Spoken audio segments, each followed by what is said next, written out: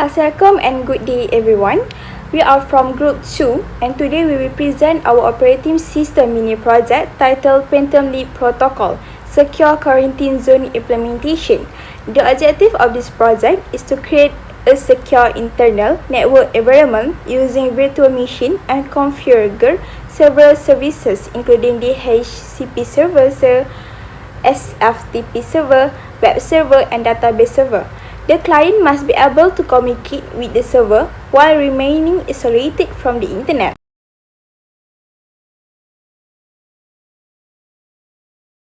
Let's look at the virtual setup. We have two different virtual machines, which are server and client, as shown in the slide. For the server VM, the server virtual machine is configured with the two network adapters, each serving a different purpose. The first adapter is called NAT, which allows the server to connect to the internet. While the second adapter is configured as an internal network named INNET, this adapter is assigned the IP address 192.168.1.254 and is used for communication between the server and client. Next, for the client VM, it uses only one adapter, which is connected to the same internet network named INNET. This allows the client to receive an IP address from the DHCP server and access internet services hosted on the server. Since the client does not have an NAT adapter, it cannot directly access the internet. Next is ping test, which is to verify network connectivity between the client and server. We perform ping test using ping 192.168.1.254. The ping test was successful with 0% packet loss, indicating stable communication between the client and server through the internet network. Moreover, for the isolation test is to verify the client is isolated from the internet. To confirm network isolation, perform a ping test to a public IP address, which is ping 8888. The ping request fails. This is the expected result because the client is connected only to the internet network and has no internet access. Assalamualaikum and good day everyone. My name is Natasha Binti Manzour and today I will present my service for the operating system mini project, which is Dynamic Host Configuration Protocol DHCP Server. DHCP stands for Dynamic Host Configuration Protocol. Its main purpose is to automatically assign IP address and network setting to a client devices, reducing manual configuration and preventing IP conflict. The DHCP process follows 4 steps known as ADORA: discover, offer, request, acknowledgement. For this project, DHCP must serve only the Internet Interface EMP0S8, provide IP address from 192.168.1.5 to 192.168.1.10. Use 192.168.1.254 as the default gateway. Ensure the client remain isolated from the internet. Now I will explain the DHCP configuration process.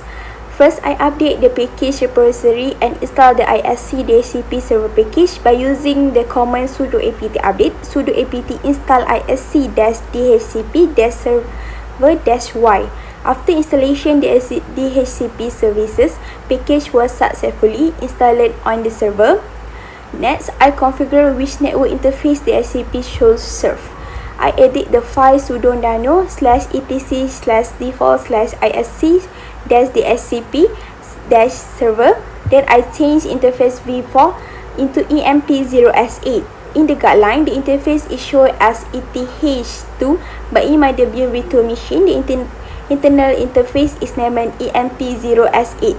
So, I use EMP0S8 instead. This is important because the DHCP must serve only the internet network, not the NAT interface, otherwise it may interfere with the server internet connection. Then I edit using command sudo nano /etc/dhcp/dhcpd.conf. I configure that subnet as the shown. This configuration allows DHCP to assign IP address between 192.168.1.5 and 192.168.1.10 while using 192.168.1.254 as the gateway.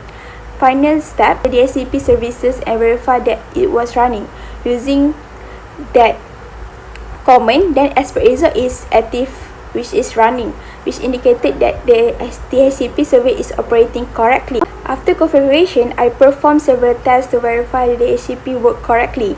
On the client machine, I request an IP address using sudo dhclient emp0s3. The client successfully contacted the DHCP server and retrieved an IP address. I tagged the assigned IP address using IPA. The result showed an IP address within the range 192.168.1.5 to 192.168.1.10, which confirmed that the DHCP server assigned the address correctly. Finally, I test network isolation. First, the client successfully pinged the server using pin 192.168.1.254. The state internet access using ping 8.8.8.8. Then result show is network is unreachable. This confirms that the client has no internet access, that the isolation requirement has been achieved successfully. Today, I will demonstrate the configuration and testing of the SFTP services using OpenSSH server on Debian Linux. SFTP is used to transfer files securely between a client and a server. First, I install OpenSSH server using the apt install command.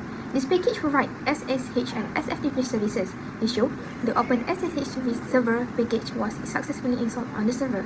This enables SSH and SFTP services so that remote client can connect to the server securely. Next, I edited the sshd_config file. I configured the server to listen only on the internet network interface, which is 192.168.1.254. I also enabled the SFTP subsystem. By doing this, the service only accepts connection through the internet network and allows secure file transfer using SFTP. After that, I created a username researcher and assigned a password. This account will be used by the client to access the SFTP service. Then, I restarted the SSH service and verified that it was listening on port 22. The output showed that the service is active on IP address 192.168.1.254. On the client machine, I connected to the SFTP server using the command SFTP researcher at 192.168.1.254. After entering the password, the connection was established successfully. To test the service, I created a file named test.txt on the client machine. Then, I used the put command to upload the file to the server. The output shows 100% transfer completion, which means the upload was successful. Next, I used the get command to download the file back from the server. The download also completed successfully, which is proving that file transfer worked in both directions. The file upload and download operation were completed successfully. This means that the SFTP services is functioning correctly and allows secure file transfer between server and client.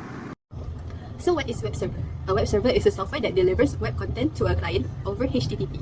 In this project, Apache 2 is used to host a simple internal company portal, meaning only devices inside our private network can access it. Now let me walk you through the configuration steps. Step 1. We need to install Apache 2 using apt. We first run sudo apt update and then sudo apt install Apache 2. Step 2. This is the most critical step. We edit the port.conf file and change the listed directive from just port 8 to 192.168.1.254:80. This tells Apache to only accept connections from the internal network surface. Step 3. We also update the virtual host configuration file. We change the virtual host tag from *80 to 192.168.1.254:80. This makes sure the Apache serves the content only on the specific IP. Step 4. Finally, we created a simple HTML page in the web root folder. The content just confirms that the user is connected to the internal portal. After configuration, we restart Apache using systemctl restart Apache 2 and then checks the status to confirm it is running. To verify the binding is correct, we run sudo ss tlnp and filter to the port 80. The expected output should show 192.168.254:80, not 0.0.0:8. This is very important. If you see 0.0.0, it means Apache is listening to all the interfaces, including the internet-facing one. This is a security risk that is strong for this project. The correct output confirms the service is isolated to the internal network only. All testing is done from the client machine. There are 4 tests that I run. Test 1, the basic HTTP test. From the client, I run curl HTTP 192.168.1.254. If the Apache is configured correctly, it returns the HTML content of my web page. Test 2, the verbose test. That I added the -d flag to the curl. This shows a full HTTP response header, including 200 OK status code, which confirms the server response successfully. Test 3, this is one of the actuals supposed to fail. I ping 8.8.8.8 from the client. The expected result is network is unreachable, and that is correct. It proves that the client is properly isolated from the internet. Test 4, before everything else, I also ping the server itself at 192.168.1.254 to confirm a basic connectivity is working between client and server. Lastly, we'll talk about database service. In general, database service is responsible for storing, retrieving, updating, and managing data in the database. For our project, specifically responsible for securely storing sensitive operation data inside the internet network, we use MariaDB or MySQL to manage data for the Phantom Leak system. A database is configured to be accessible only from the internet network to ensure security and isolation. First, we install MariaDB on the server using the package manager to set up the database management system. Next, for the second step, we will run the MySQL secure installation command. This step is used to improve database security and remove default vulnerabilities, where we set root password, remove anonymous users, disable remote root login, and secure default configuration like the one I circled in the slide. For the third step, we then modify the MariaDB configuration file and set bind address equal to 192.168.1.254. This ensures the database only listens on the internet network IP.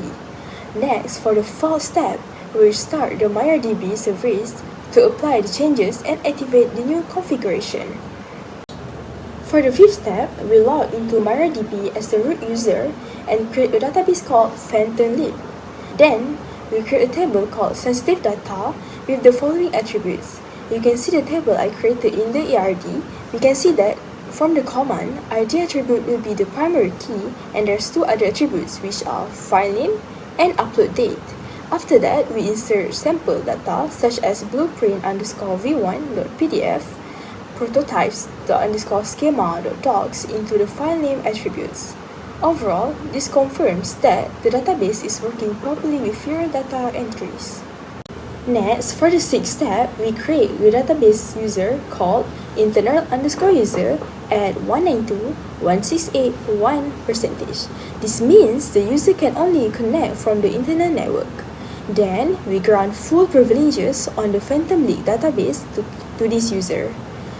Finally, we apply the changes using flash privileges to activate the new permissions. Lastly, on the server is to verify the listening IP address. Using the command given, we check that MariaDB is listening on 192.168.1.254.3306. This confirms that the database is only accessible through the internet network and not exposed to the external networks. Next, we will be testing from the client. On the client machine, we install the MariaDB client package using the package manager. This provides the necessary tools to connect to and interact with the MariaDB server remotely. After installing the MariaDB client, we connect to the database server using the command shown in the slide. We then enter the password and confirm that the connection is successful. This proves that the database server is accessible from the internet network using the authorized user account. After connecting, we run the following commands. First one, show databases, which is to display available databases. Second, use Phantom Leak, which is to select the project database. Third, select all from sensitive data, which is to display all stored records. This confirms that the table exists and data retrieval is successful. In conclusion, our group successfully completed the Phantom Leak protocol project by setting up a secure private virtual network. We managed to configure the DHCP, SFTP, web server and database servers successfully. All services were tested and confirmed to work only within the internet network using IP address 192.168.1.254. The client was able to communicate the server but had no internet access, proving the network isolation requirement was achieved. This project strengthened our understanding of Linux server setup, networking and security. Thank you.